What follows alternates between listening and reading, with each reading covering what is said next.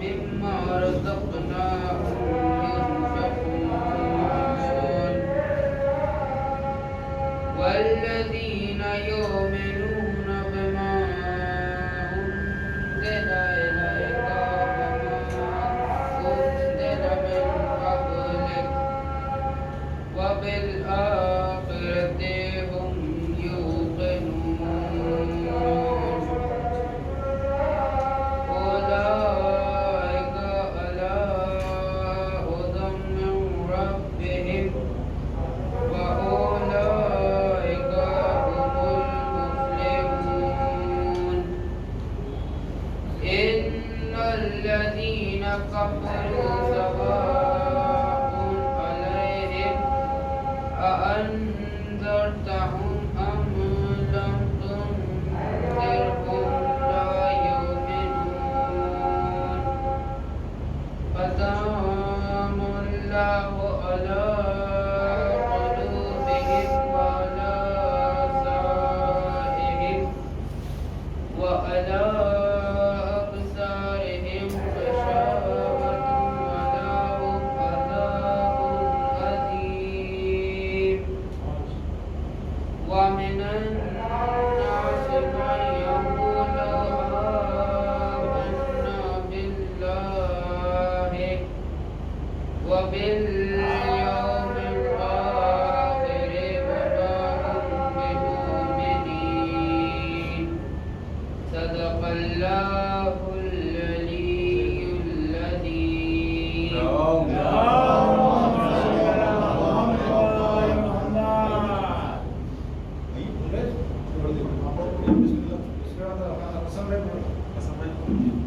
پر محمد و آل محمد صلوات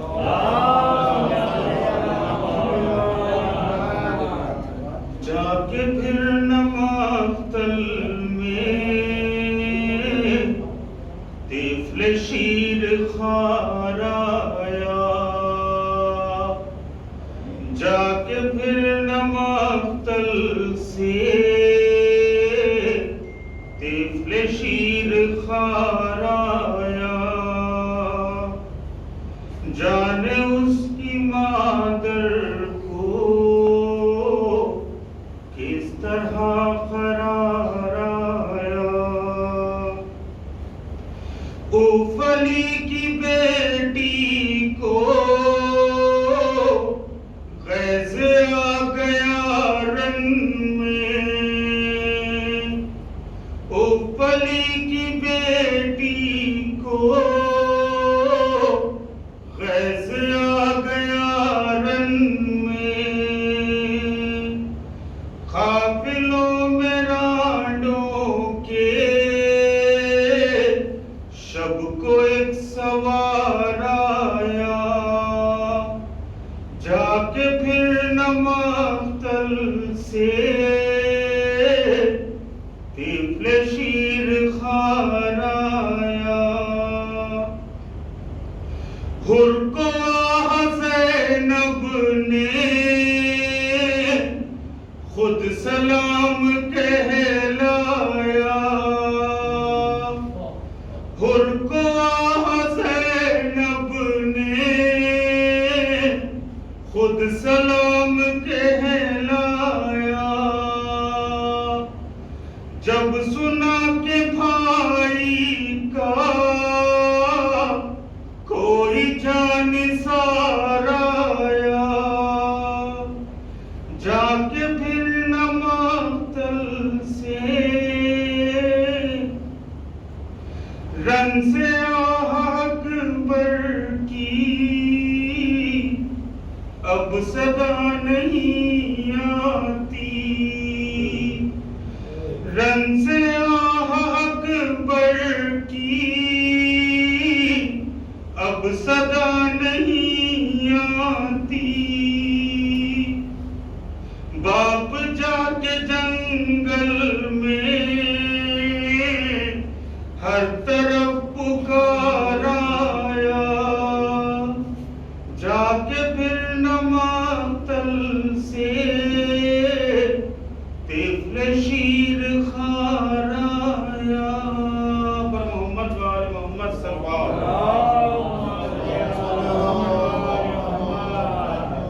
حضرت امام زمانہ بلندر سلوات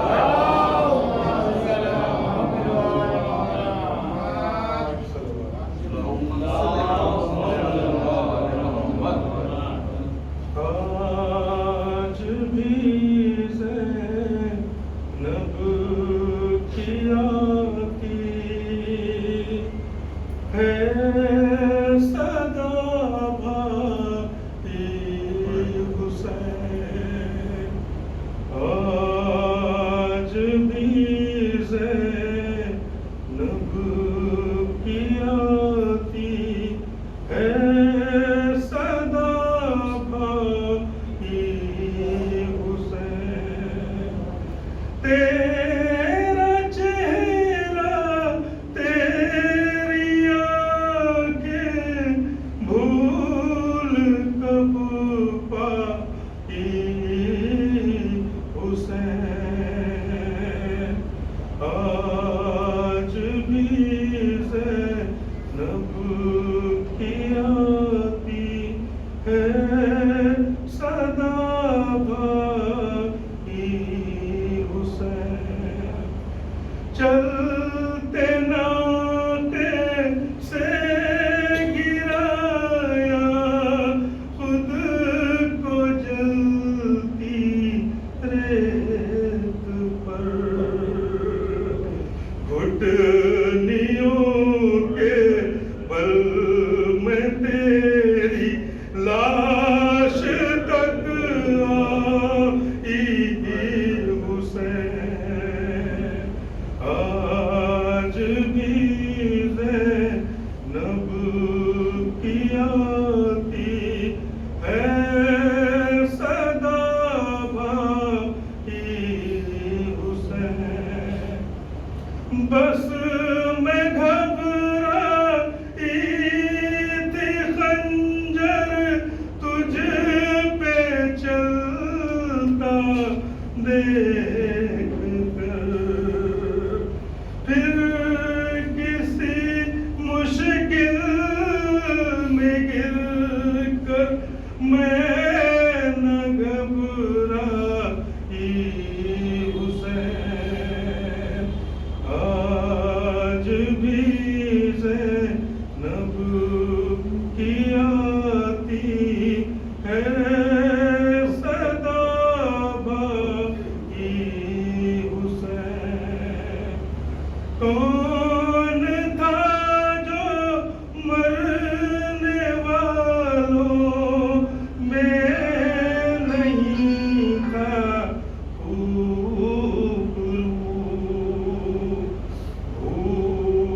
بھولنے بیٹھی تو کس کس کی نہ یاد آئی حسین آج بھی زینب کی آتی ہے صدا بھائی حسین بہ رہے تھے آنکھ سے آنسو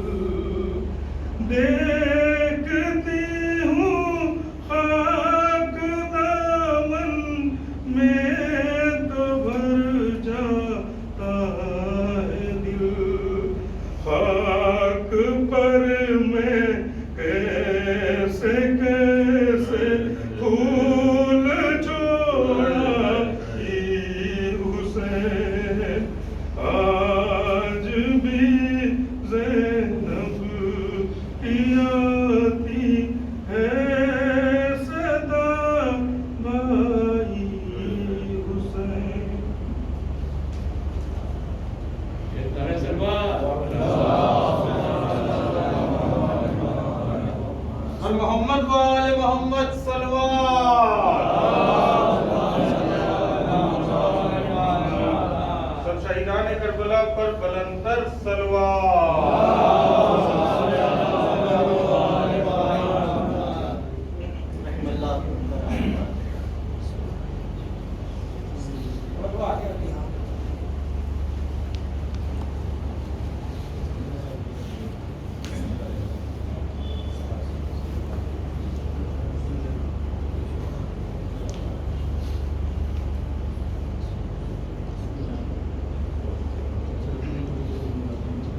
أعوذ بالله من الشيطان اللعين الرجيم. بسم الله الرحمن الرحيم. الحمد لله رب العالمين بارئ الخلائق أجمعين فاطر السماوات والأرضين ثم الصلاة والسلام على أشرف الأنبياء والأفضل المرسلين سيد الأولين والآخرين بالقاسم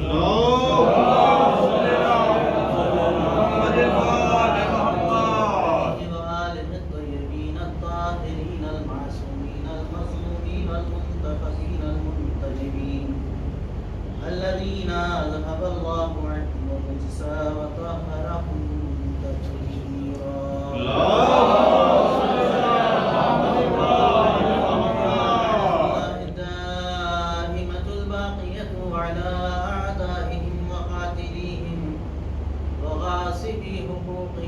ومنكر فضائلهم ومناقبهم ومخربي شريعتهم أجمعين من الآن إلى يوم الدين. أما بعد فقد قال رسول الله صلى الله عليه وآله وسلم إن الحسين مصباح هدى وسفينة نجاة.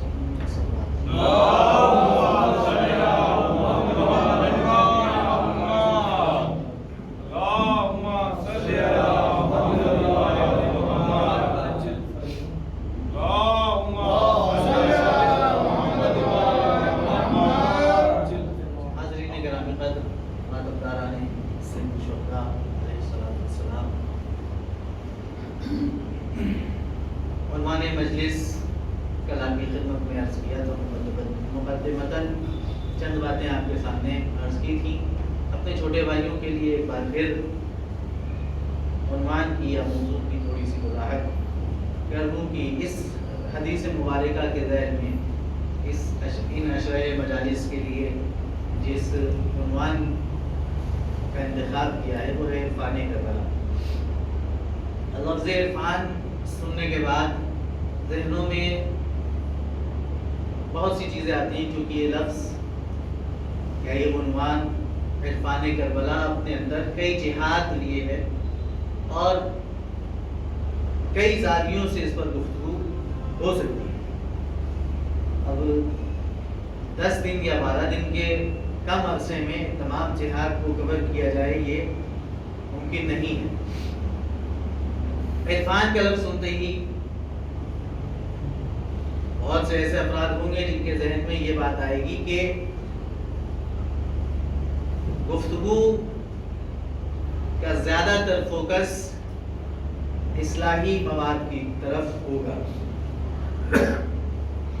لیکن عزیزان گرامی میں نے اپنے ذہن میں جو مسودہ تیار کیا ہے اس سے آپ کو قریب کرنے کے لیے اور آپ کو یہ بتانے کے لیے کہ سلسلہ گفتگو کس نہج پر رہے گا یہ بتا دوں کہ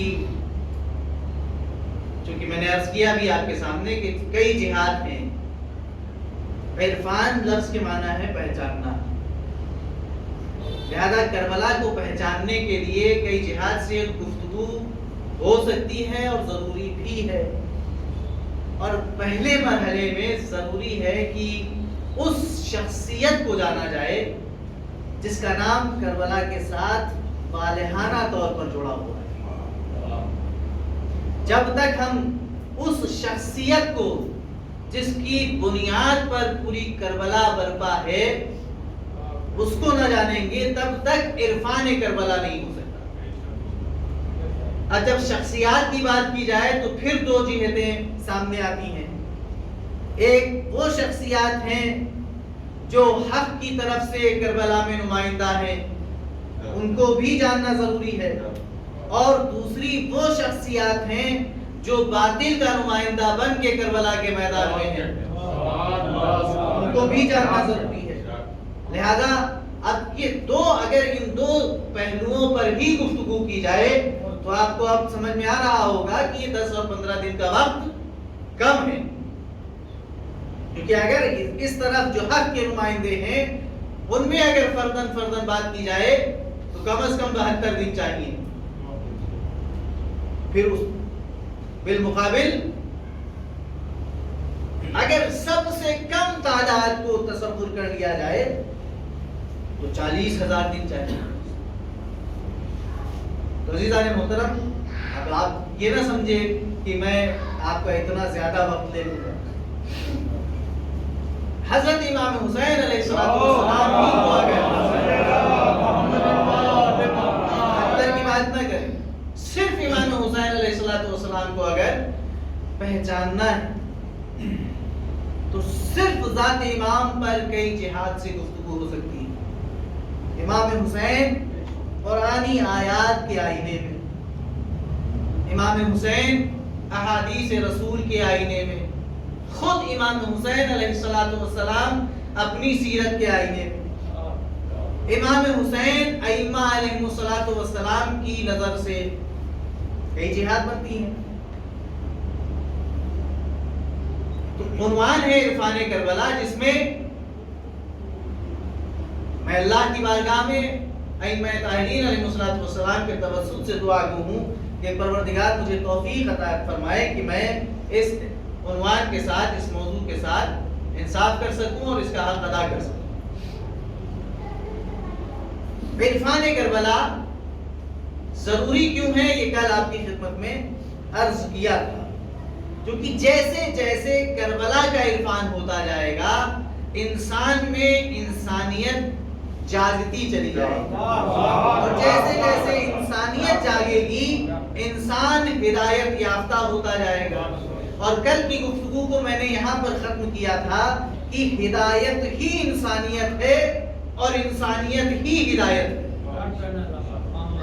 اب اگر عوام الناس سے پوچھا جائے کہ ہدایت کے معنی کیا ہے،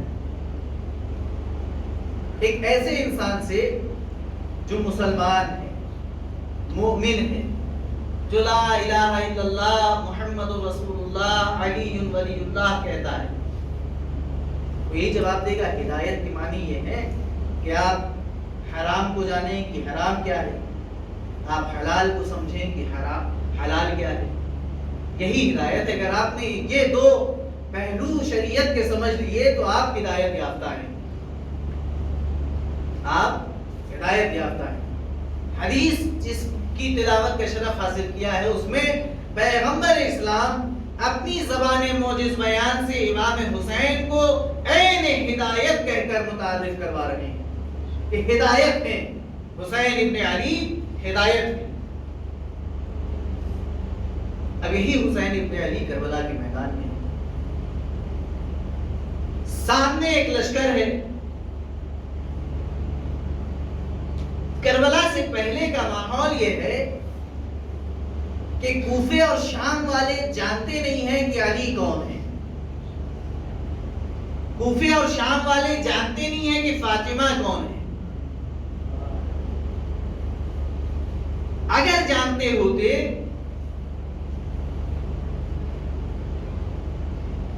تو اس وقت یہ جملہ نہ کہتے کہ جب جناب امیر المومنین کے فرق اقدس پر ضرب لگی اور خبر اطراف میں پہنچی تو لوگوں نے کیا کہا کہ کیا علی نماز بھی پڑھتے تھے؟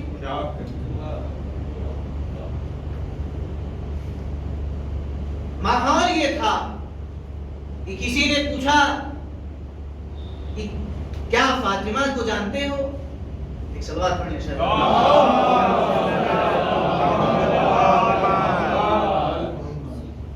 جواب ملا ہاں، وہی فاطمہ جو رسول کی زوجہ اور علی کی بیٹی۔ تو یہ عالم تھا۔ ایسے میں ایک نقشہ کھینچا ہے میں نے کہ اہل بیت کو کتنا پہچانتے تھے. ایسے میں اگر امام حسین سامنے والے لشکر سے یہ پوچھ رہے ہیں کہ کیا میں نے حلال کو حرام یا حرام کو حلال کیا ہے، تو کیا ان لشکر والوں میں اتنی سمجھ تھی کہ امام کی اتنی معرفت رکھیں؟ نہیں. پھر امام کا خطاب کس سے تھا؟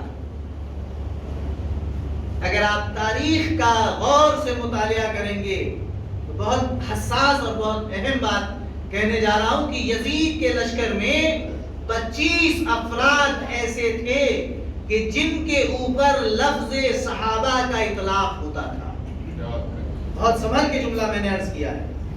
25 افراد ایسے تھے کہ جن کے اوپر لفظ صحابہ کا اطلاق ہو رہا تھا. انہی کی نگاہوں میں نگاہیں ڈال کر امام حسین پوچھ رہے تھے یہ سب نہیں جانتے مگر تم تو جانتے ہو، تم نے مدینے میں زندگی گزاری ہے، تم نے کبھی مجھے آغوش رسالت میں دیکھا ہے، کبھی دوش رسالت پر دیکھا ہے، تمہاری نظروں کے سامنے میرا بچپن گزرا ہے، تمہاری نظروں کے سامنے میری جوانی گزری ہے.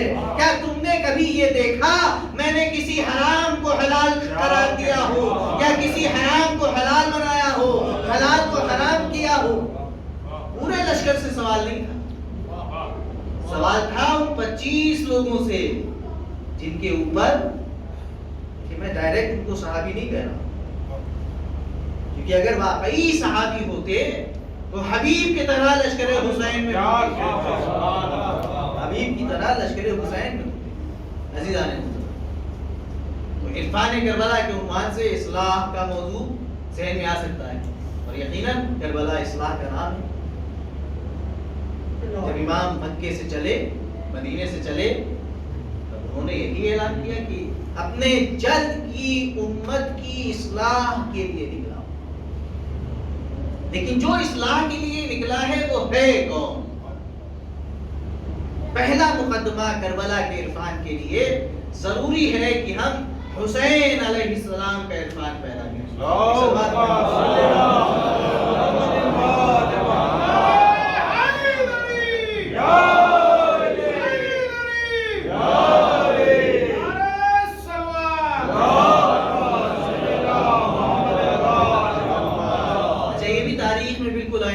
مسلسل بیان ہوتا ہے کہ کربلا کیوں ہوئی. اکثر بحثیں ہوتی ہیں کہ کربلا کی جنگ کی وجہ کیا. امام حسین علیہ السلام نے ایسا قیام کیوں کیا؟ حالانکہ تاریخ کربلا خود اس کا جواب دے رہی ہے، لیکن اس کے باوجود بھی ہم اپنے اپنے اجتہاد کے مطابق جواب دینے کی کوشش کرتے ہیں. حلال کی کو قائم کرنے کے لیے، حرام کو مٹانے کے لیے، امت کی اصلاح کے لیے. خود امام نے جواب دیا امت کی اصلاح، تو یہ بات تو صحیح ہے. لیکن جب امام علیہ السلام نے یہ جملہ عرض کیا، ظاہر سی بات ہے کہ جس سے سوال کیا جائے گا وہی جواب دے گا، جس سے سوال ہوگا وہی جواب دے گا. اب امام نے جن 25 افراد کو مخاطب بنا کر ان سے پوچھا کیا میں نے حرام کو حلال کیا، کیا میں نے حلال کو حرام کیا، پھر کیوں مجھ سے جنگ کرنے کے لیے آ گئے، تو جواب ملا اس بغض کی وجہ سے جو آپ کے بابا کا ہمارے دلوں میں ہے. کربلا کی ایک بنیادی وجہ کیا ہوئی؟ بغض امیر المومنین علی ابن ابی طالب. تو اب کربلا کو سمجھنے کے لیے ضروری ہے کہ اس شخصیت کو بھی سمجھا جائے جو کربلا میں موجود تو نہیں ہے، کربلا میں موجود نہیں ہے، لیکن دشمن خود بیان دے رہا ہے کہ ہم نے اس ذات کے بغض میں آپ کو یہاں تک لے کر آئے ہیں، آپ کے لیے اتنی پریشانیاں کھڑی کی ہیں اور آپ کے قتل کے در پہ ہیں. اب سوال یہ پیدا ہوتا ہے کہ علی نے ایسا کیا کیا ہے کہ علی کے اتنے سالوں کے بعد بھی علی کی دشمنی لوگوں کے دلوں میں زندہ ہے. پیغمبر کے بعد اور عاشورہ سے پہلے اسلام کی جو تاریخ ہے وہ دو دور میں تقسیم کی جا سکتی ہے۔ ایک دور 25 سال پر محیط ہے جس کو میں ثقیفائی دور کا نام دے سکتا ہوں، اور ایک دور 20 سال کے اوپر محیط ہے جسے میں معاویہ کی حکومت کا زمانہ کہہ سکتا ہوں۔ ایک طرف 25 سال کا ثقیفائی دور، دوسری طرف 20 سال کا معاویہ کی حکومت کا دور، یہ 45 سال کا زمانہ، اور اس میں امیر المومنین علی بن ابی طالب علیہ السلام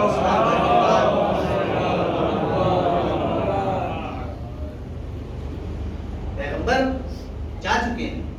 اس کے بعد ثقیفائی دور شروع ہوا۔ پھر علی کا کردار کیا ہے؟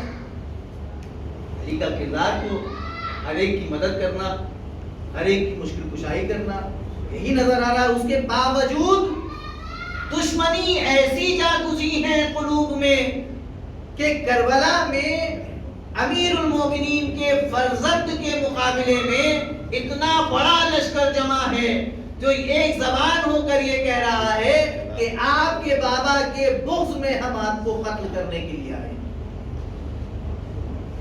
علی ہیں کون؟ علی کا قصور کیا ہے؟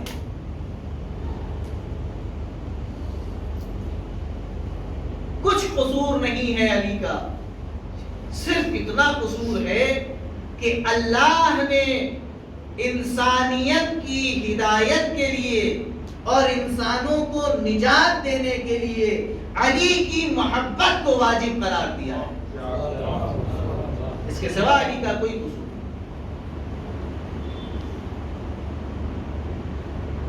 راوی کہتا ہے کہ میں ایک گروہ کی طرف سے گزرا، ایک شہر سے گزرا۔ اب اکثر میں نے کہا کہ حلال و حرام کا تذکرہ ہوا، لوگ کہتے ہیں کہ حلال و حرام کے اجرا کے لیے، اسے زندہ کرنے کے لیے امام حسین علیہ السلام نے اتنی بڑی قربانی دی، لہذا مجالس میں بھی اب تو مجالس کا باقاعدہ ایک پیٹرن پہلے سے طے کر کے دیا جاتا ہے مولوی کو کہ آپ کو اس نہج پر گفتگو کرنی ہے۔ الحمدللہ ابھی یہاں یہ چیز نہیں ہے، لیکن باقاعدہ ویڈیو مانگا جاتا ہے۔ اگر ویڈیو پاس ہو جاتی ہے تو پھر مولوی کو اپوائنٹ کیا جاتا ہے کہ ہاں آپ اس لائق ہیں کہ آپ ہمارے عزا خانے میں آپ کر سکیں۔ اگر مجمع اصلاح پسند ہے تو مولوی ایسا چاہیے جو اصلاحی بیانات پہ کمانڈ کرتا ہو۔ اگر مجمع فضائل پسند ہے تو ایسا مولوی پاس ہوتا ہے جس میں فضائل پڑھنے کا ہنر آتا ہو جس کو۔ تو عزیزان گرامی، ہم اب ویڈیو دیکھ کر عزاداری برپا کرتے ہیں۔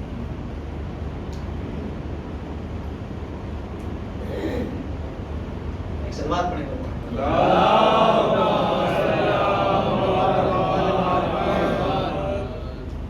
چونکہ یہاں یہ سب چیزیں نہیں ہیں، لہذا آپ شاید نہیں جانتے کتنی ویڈیو ریجیکٹ ہوتی ہیں، کتنے لوگوں سے ویڈیو مانگی جاتی ہے، پھر ان میں سے ایک کا انتخاب ہوتا ہے، پھر آگے کے مرحلے طے ہوتے ہیں کیسے ہوگا، کیا ہوگا، کتنا ہوگا۔ چونکہ گاڑی ہو رہی ہے اس لیے اس سے زیادہ میں اور کچھ نہیں عرض کر سکتا۔ تو عزیزان محترم، اصلاح ہونی چاہیے، فضائل بیان نہیں ہونے چاہیے۔ فضائل تو سب جانتے ہیں، شیعہ ہیں تو سب جانتے ہیں، اسلام ہونی چاہیے، اصلاحی بیان ہونا چاہیے۔ میں نے ایک روایت دیکھی، وہ چاہتا ہوں کہ آپ کے گوش گزار کر دوں۔ راوی کہتا ہے کہ میں ایک ایسے شہر کی طرف سے گزرا کہ جس میں مجھے یہ محسوس ہوا کہ لوگ حلال و حرام نہیں جانتے۔ میں رکا اور میں نے چاہا کہ میں ان کی اصلاح کروں، لیکن پھر میرے دل میں یہ خیال آیا، حضرت امام جعفر صادق علیہ السلام راوی خود امام کے صحابیوں میں سے، وہ کہتا ہے کہ میں رکا کہ میں اصلاح کروں، لیکن پھر میرے ذہن میں خیال آیا کہ امام وقت سے اجازت لے لوں، پھر اس کام کو کروں۔ اس کے اس جملے سے، اس کی اس فکر سے اتنا تو سمجھ میں آیا کہ امام وقت کی اہمیت کتنی ہے۔ اصلاح بھی امام وقت کی اجازت کے بغیر نہیں ہو سکتی۔ آیا امام کے پاس، کہا فرزند رسول میں ایسی ایسی جگہ سے گزرا اور میں نے دیکھا کہ لوگ حرام و حلال کا علم نہیں رکھتے، اگر آپ اجازت دیں تو میں جا کر انہیں حلال و حرام کی تعلیم دوں یا آپ جیسا فرمائیں۔ پوچھا کیا کہ حلال و حرام کی تعلیم جا کر ان کو دوں؟ امام نے جواب کیا دیا؟ حضرت امام جعفر صادق علیہ السلام امام فرماتے ہیں کہ جاؤ، ذہن میں رہے کہ آج ہم سے مطالبہ ہوتا ہے کہ اصلاحی عنوان اور موضوع ہونا چاہیے گفتگو کا مجالس میں، لیکن امام نے کہا، کہاں اس نے سوال یہی کیا اصلاح کروں جا کر؟ امام نے کہا کہ جاؤ اور ہمارے مناقب و فضائل ان کے سامنے بیان کرو، ہمارے مناقب و فضائل ان کے سامنے بیان کرو۔ راوی کہتا ہے کہ یہ سن کر میں حیرت میں آیا اور میں نے دوبارہ اپنے لفظوں کی تکرار کی کہ مولا انہیں حلال و حرام کے علم کی ضرورت ہے، آپ کہہ رہے ہیں کہ آپ کے فضائل جا کر ان کو سناؤں؟ تو امام نے کہا ہاں، ہمارے بھی فضائل سناؤ اور ہمارے جد بزرگوار امیر المومنین کے فضائل بھی سناؤ۔ اس نے دست ادب جوڑ کر پوچھا، مولا حلال و حرام کی تعلیم دینے کی بات کر رہا ہوں، آپ کہہ رہے ہیں کہ علی و آپ کے فضائل جا کر سناؤں؟ امام نے مسکرا کر جواب دیا کہ جب تک ہماری معرفت نہیں ہوگی،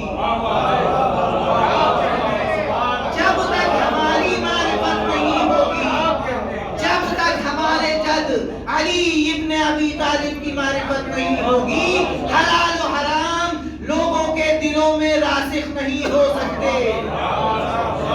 اس کا مطلب یہ ہے کہ امام صادق علیہ السلام نے ایک اصول بنا دیا کہ جب تک علی مرتضیٰ کی محبت دلوں میں نہیں ہے، لوگ حلال و حرام کا جتنا بھی نعرہ لگاتے رہیں، انہیں حلال و حرام کا علم نہیں ہو سکتا۔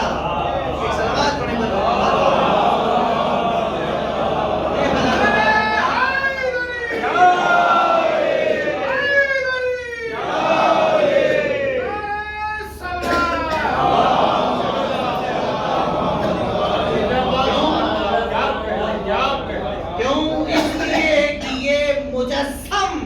تفسیر ہے آیات قرآنیہ کی، ان کا ہی عمل شریعت کو طے کرتا ہے۔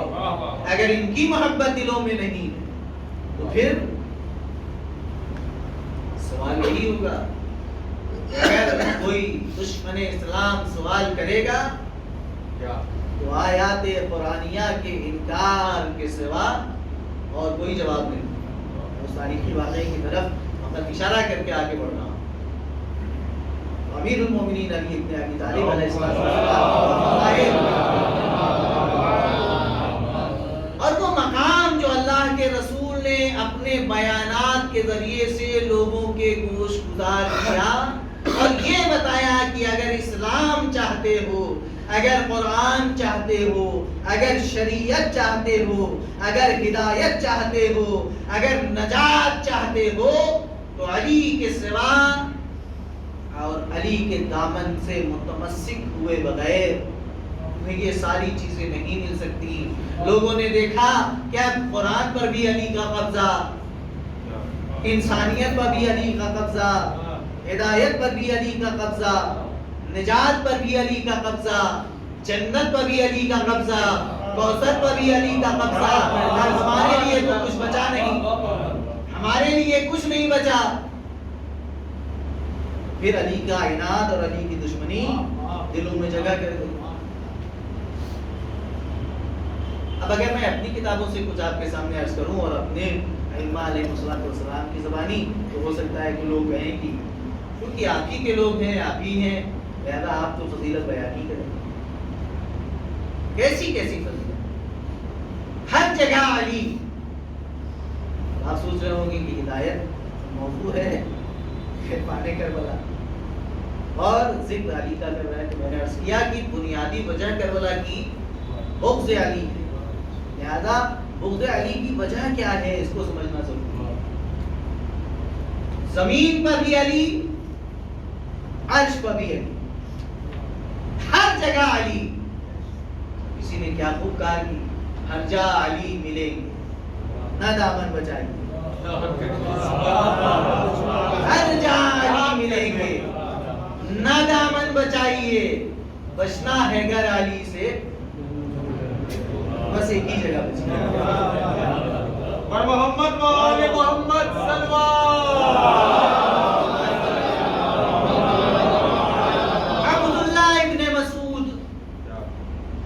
عبداللہ ابن مسعود پہنچے رسول اسلام کے پاس.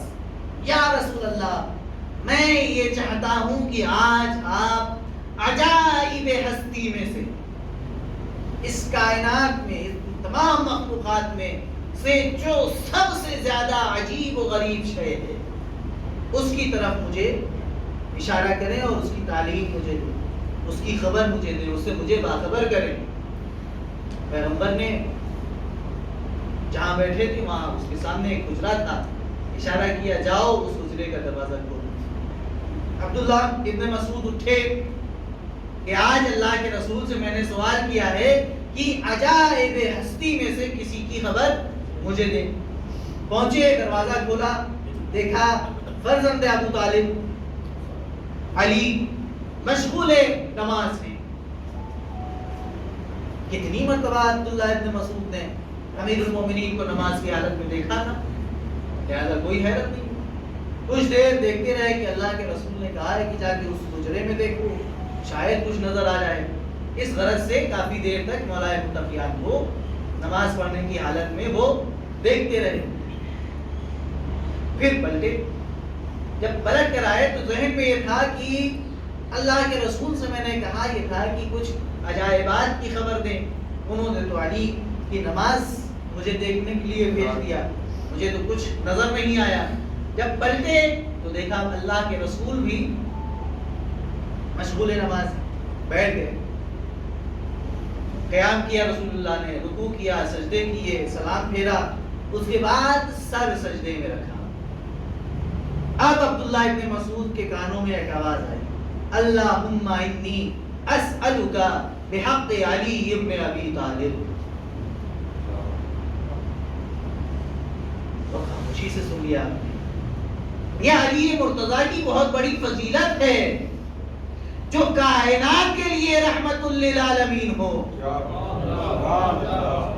جو لولاک لما خلقت الافلاک کا مصداق ہو، جو خود کائنات کے لیے وسیلہ ہو، جس کے وسیلے سے جنت و جہنم خلق ہوئے ہوں، جس کی محبت میں پل صراط بنا ہو، جس کے لیے زمین بچھائی گئی ہو، جس کے لیے آسمان کا شامیانہ لگایا گیا ہو، وہ سر سجدے میں رکھ کے کہہ رہا ہے اللہم انی اسألک بحق علی ابن ابی طالب. پالنے والے تجھے واسطہ ہے علی ابن ابی طالب کا، میں سوال کر رہا ہوں تیری بارگاہ میں علی ابن ابی طالب کے وسیلے سے.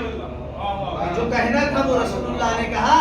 جب سر سجدے سے اٹھایا تو عبداللہ ابن مسعود بہت حیرت سے پوچھنے لگے یا رسول اللہ، کائنات میں جو کچھ ہے وہ آپ کی نالین مبارک کا صدقہ ہے. اگر ہم دعا کرتے ہیں تو آپ کی جاہ و مرتبت و مقام کو اللہ کی بارگاہ میں وسیلہ بناتے ہیں. یہ آج میں نے کیا سنا اور کیا دیکھا کہ آپ جیسی ہستی علی ابن ابی طالب کو وسیلہ بنا رہی ہے، علی ابن ابی طالب کو وسیلہ بنا رہی ہے. تو اللہ کے رسول نے مسکرا کر اب اس سوال کا جواب دیا جو عبداللہ ابن مسعود نے کچھ دیر پہلے کیا تھا. اے عبداللہ ابن مسعود، جب تم نے یہ اقرار کر لیا کہ یہ کائنات میرے توسط سے اور میرے طفیل میں بنی ہے تو میں اس کائنات کو بہت اچھے سے جانتا ہوں.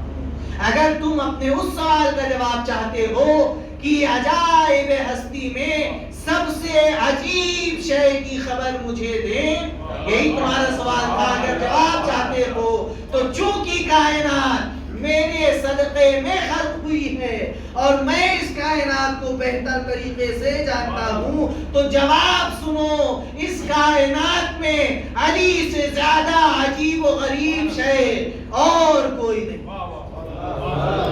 اور کوئی علی سے زیادہ عجیب و غریب. محمد و آل محمد صلی اللہ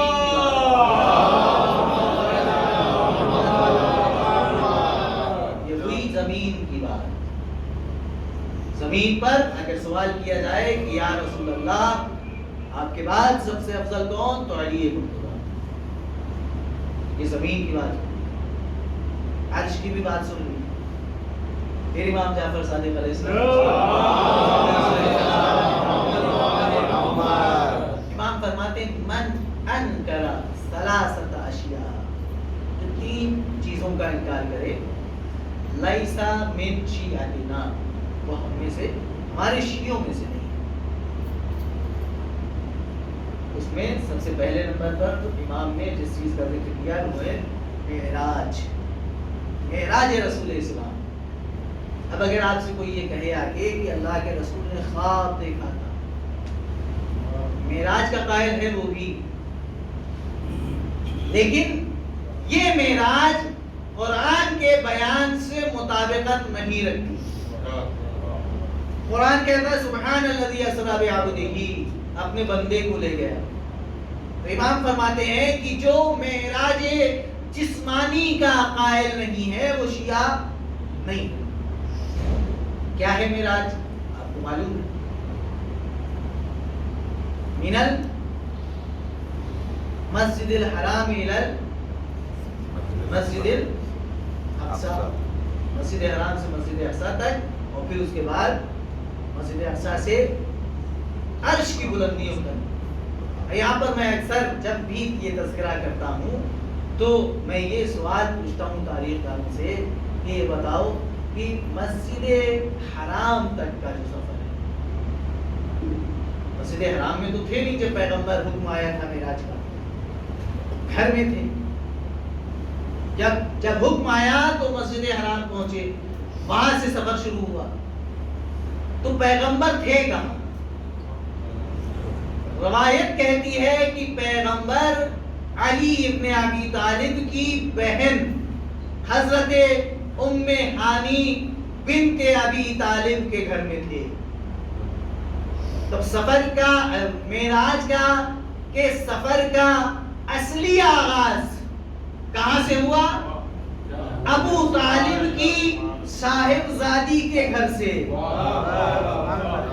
اور ختم ہوا جب معراج کا سفر تو کہاں ہوا؟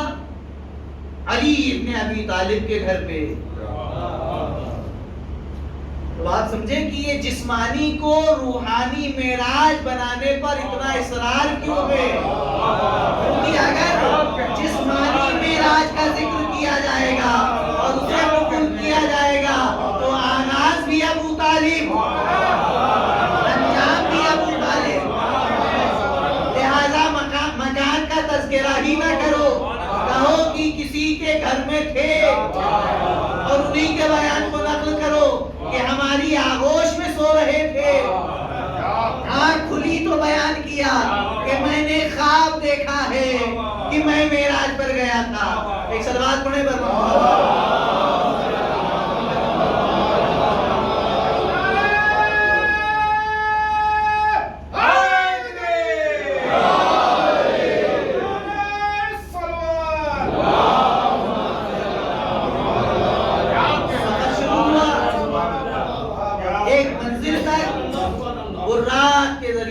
سدرۃ المنتہا، جبرائیل ساتھ میں. اب سدرۃ المنتہا پہ پہنچے تو جبرائیل نے دستے ادب جوڑ لیے، اس کے آگے میں نہیں جا سکتا. براق نے بھی کہا یا رسول اللہ اب میں نہیں. سواری بدلی، رف رف آیا، رف رف پہ سوار ہوئے، ملائے اعلیٰ تک پہنچے. وہاں پر پہنچنے کے بعد رف رف بھی رک گیا. اس نے کہا یا رسول اللہ یہاں تک نہ کوئی ملک مقرب پہنچا نہ نبی مکرم پہنچا، اب آپ اس کے آگے جائیں، میں بھی اس کے آگے نہیں جا سکتا. اب پیغمبر تنہا نور کے حجابات کو طے کرتے ہوئے، انبیاء سے ملاقات کرتے ہوئے، نمازیں پڑھاتے ہوئے، نصیحتیں کرتے ہوئے اس آخری منزل تک پہنچ گئے کہ اس کے آگے کوئی حد نہ تھی، اس کے آگے کوئی حد نہ تھی. وہاں پر پھر ایک جماعت لگی، انبیاء کو نماز پڑھائی گئی. حکم ہوا اے رسول ان نبیوں سے سوال کیجئے کہ ان کو نبوت کیسے ملی، ان کو رسالت کیسے ملی. سب نے یہی جواب دیا بس المن ارسلنا من قبلک من رسلنا. قرآن مجید کی یہ واحد آیہ کریمہ ہے جو بغیر جبرائیل کے واسطے کے پیغمبر اسلام پر نازل ہوئی. بغیر جبرائیل کے واسطے. وَاسْأَلْ مَنْ أَرْسَلْنَا مِنْ قَبْلِكَ مِنْ رُسُلِنَا. اے میرے حبیب اپنے پہلے کے رسولوں سے سوال کیجئے کہ ان کو رسالت کیوں کرنی تھی. سوال کیا گیا، جواب ملا اللہ کی وحدانیت، آپ کی رسالت اور آپ کے ابن عم علی ابن ابی طالب کی ولایت کے اقرار کے بعد. اچھا، معراج کا واقعہ تھا، پیغمبر واپس آئے، اب لوگوں نے پوچھنا شروع کیا وہیں اگر چھوڑ دیتے پیغمبر تو شاید علی سے اتنی دشمنی نہ ہوتی. اب پیغمبر واپس آئے، لوگوں نے پوچھا یا رسول اللہ سب سے عجیب شے معراج کے سفر میں آپ نے کیا دیکھا؟ جواب ملا علی ابن ابی طالب. علی ابن ابی طالب. اگر فرش پر سوال ہو کائنات کی سب سے عجیب چیز کون؟ جواب علی ابن ابی طالب. اگر عرش پر سوال ہو سب سے کائنات کی سب سے عجیب مخلوق کون؟ جواب ملے گا علی ابن ابی طالب. تو اصحاب نے دیکھا کہ ابتدا بھی رسول اسلام کی زبان پر علی ابن ابی طالب، انتہا بھی رسول کی زبان پر علی ابن ابی طالب. علی کے سوا پیغمبر کی زبان پر کچھ نہیں. شریعت علی کے ذریعے، قرآن علی کے ذریعے، تفسیر علی کے ذریعے، تعویل علی کے ذریعے، کوثر علی کے ذریعے، سلسبیل علی کے ذریعے، جنت علی کے ذریعے، ہدایت علی کے ذریعے، نجات علی کے ذریعے.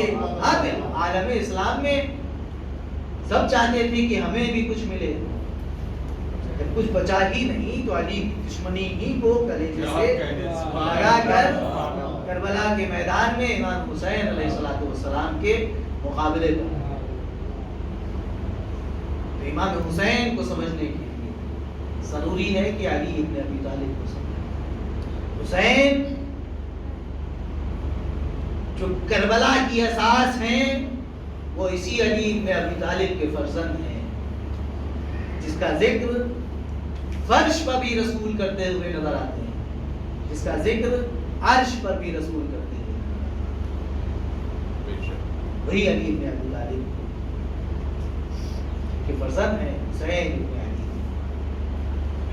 جو اپنے بابا کی میراث کو بچانے کے لیے کربلا کے میدان میں پہلی محرم کا دن گزر گیا اور آپ سب حسین ابن علی پر گریہ کرنے کے لیے جمع ہے. کیسے گریہ کریں؟ یہ طریقہ بھی ائمہ نے بتایا ہے. مصباح ابن عبد الملک امام جعفر صادق علیہ السلام کی خدمت میں اور امام نے کو دیکھ کر سوال کیا اتذکر ما سمع به ای جدی الحسین ابن علی. جب تم میرے جد حسین کو کے ساتھ جو کچھ بھی، کیا تم میرے جد حسین کے ساتھ جو کچھ بھی ہوا اسے یاد کرتے ہو؟ پر جواب دیا مصباح نے کہ ہاں فرزند رسول. امام نے یہ نہیں کہا کہ آنسو بہاتے ہو. امام نے کیا پوچھا؟ یہ بتاؤ کہ فریاد کرتے ہو یا نہیں، چیخ مار کے گریہ کرتے ہو یا نہیں؟ جواب دیا کہ ہاں فرزند رسول، جب ہم آپ کے جد مظلوم کی مصیبت سنتے ہیں تو چیخ مار کر گریہ کرتے ہیں، دہاڑے مار کے آنسو بہاتے ہیں. امام نے کہا کہ خوش نصیب، اللہ تمہیں بہترین جزا عطا کرے. اے مصباح، جب عزاداروں کی آنکھوں سے آنسو بہتے ہیں تو اللہ انہیں جنت کی بشارت دیتا ہے. اور اے مصباح، تمہاری آنکھوں سے بہتے ہوئے آنسو کا اگر ایک قطرہ جہنم میں ڈال دیا جائے، مسائل الشیعہ یہ حدیث ہے، اگر ایک قطرہ جہنم میں ڈال دیا جائے تو جہنم کا عذاب ختم ہو جائے۔ عزاداروں کے آنسوؤں کی اتنی اہمیت ہے، کیوں ہے؟ کیوں؟ اس لیے کہ حسین پر آنسو بہاتے ہیں۔ حسین پر آنسو بہانا یعنی اسلام کو زندہ کرنا۔ عزیزان کرام، اسی اسلام کو زندہ کرنے کے لیے، اس عظیم قربانی کے لیے امام حسین علیہ السلام تنہا نہیں، اپنے کنبے کو لے کر آمادہ، جب علی کی طرف سے بیعت کا حکم نامہ ملا، امام دربار میں پہنچے، تمام چیزیں آپ کی نظروں کے سامنے ہیں کہ شب کے سناٹے میں بلانا چاہتا تھا، مگر فرزند علی ابن ابی طالب نے دن کے اجالے میں اس سے بات کی۔ ساتھ میں چاہنے والے دربار تک کے باہر تک گئے، امام دربار میں تنہا گئے، ذرا سی آواز بلند، کیوں بلند ہوئی؟ کسی زن زرقاء کے فرزند نے یہ کہا کہ اگر حسین اس وقت چلے گئے تو اسے پھر بیعت نہ لی جا سکے۔ امام کی آواز بلند ہوئی، یبن الزرقاء، اے زن نیلگون چشم کے بیٹے، تو مجھے ڈرا رہا ہے؟ اتنی آواز بلند ہوئی تو دربار میں ایک جوان بفرا ہوا پہنچا۔ آپ جانتے ہیں وہ کون ہے؟ وہی ہے جو کل کربلا میں لشکر حسینی کا علمدار۔ حسین واپس برے خانہ پر، چاہنے والی بہن موجود ہے کہ کیا ہوا؟ روداد بیان، آغاز سفر ہوا، تیاریاں ہو گئیں، مزار رسول سے رخصت ہوئے، مزار سیدہ سے رخصت ہوئے، بھائی کے مزار سے بھی رخصت ہوئے، لیکن عزیزان گرامی جو منظر تاریخ پیش کر رہی ہے کہ قبر رسول میں بھی زلزلہ ہے، مزار سیدہ میں بھی زلزلہ ہے، امام حسن علیہ السلام کے قبر سے بھی فریاد کی آوازیں آ رہی ہیں، لیکن میں نے کہیں دیکھا تو نہیں، لیکن یہ دیکھتے ہوئے، یہ منظر دیکھتے ہوئے میرا دل کہتا ہے کہ نجف میں سے بھی کسی قبر سے آواز آ رہی ہوگی، اے رسول اسلام، آپ سے آپ کا نواسا رخصت ہو گیا، اے زہرا، آپ کا لخت جگر آپ کی قبر سے رخصت ہو گیا، اے میرے لال حسن، تمہارا بھائی تم سے آخری لمحے میں ملنے آ گیا، مگر یہ مظلوم باپ مدینے سے اتنی دور دفن ہے کہ میرا لال مجھ سے آخری لمحے میں رخصت نہیں ہو سکتا۔ ہاں عزیزان محترم، آمادہ ہوا سفر کے لیے ننھا سا قافلہ، بیویاں سوار ہونے لگی، ہر بیوی کو اس کا وارث ہماری میں سوار کرنے لگا۔ روایت کہتی ہے کہ ایک مرتبہ جو بیوی کھانے گھر سے نکلتی تھی، اس کا وارث آگے بڑھ کے اسے ادب و احترام سے ہماری میں سوار کرتا تھا۔ ایک ایک بیوی آتی رہی، اس کا وارث بڑھ کر، اس کا فرزند بڑھ کے اس کو ادب و احترام سے سوار کرتا رہا، لیکن ایک مرتبہ اچانک منظر بدلا، ایک بلند و بالا قد کی بیوی گھر کے اندر سے برآمد ہوئی، امام حسین بھی کھڑے ہو گئے، علی اکبر بھی کھڑے ہو گئے، قاسم و محمد بھی کھڑے ہو گئے، خود عباس بھی کھڑے ہو گئے، سب آگے بڑھے، جوانان بنی ہاشم نے تلوار کا سایہ کیا، وہ بلند و بالا قد کی بیوی امام حسین ہاتھ پکڑ کر ان کو بڑے احترام سے سواری تک لے کر آئے۔ روایت کہتی ہے عباس زانو توڑ کر زمین پر بیٹھے، علی اکبر نے سہارا دیا، اور محمد نے ہاتھوں کو تھاما، امام حسین نے سواری پر سوار کیا۔ پوچھنے والے نے پوچھ لیا یہ کون بیوی ہے جن کے لیے تمام جوانان بنی ہاشمی اتنے احترام کے ساتھ پیش آ رہے ہیں؟ جواب دینے والے نے جواب دیا یہ علی و فاطمہ کی بڑی بیٹی زینب ہے، جس کو اتنے احترام سے سوار کیا جا رہا ہے۔ میں دست ادب جوڑ کر عرض کروں، اے مولا حسین، اے مولا عباس، اے مولا علی اکبر، یہ مدینے سے زینب کا سفر ہے، آپ نے اہتمام سے سوار کر دیا، ذرا اس وقت بھی خیال رکھیے گا جب آپ کربلا میں سو چکے ہوں گے اور آپ کی یہی شہزادی اسیر ہونے کے بعد رہا ہوگی اور پھر ایک ہماری پر سوار ہوگی، اس وقت کوئی شہزادی کو کبھی کربلا میں نشیب کا رخ کر کے، کبھی کربلا کی طرف فرات کا رخ کر کے میری شہزادی فریاد کر رہی ہوگی، اے بھیا حسین، اے بھیا عباس، جب مدینے سے چلی تھی تو اتنا اہتمام تھا، آج زینب مدینے کو واپس جا رہی ہے، کوئی سوار کرنے والا نہیں۔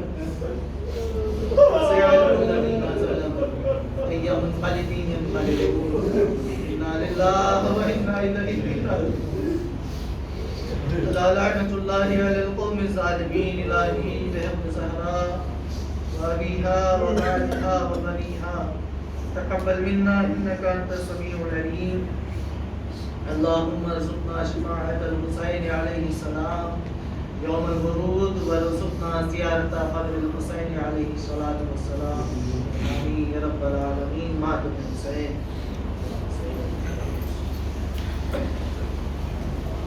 Ya Hussein, Ya Hussein, Ya Hussein, Ya Hussein, Ya Hussein, Ya Hussein,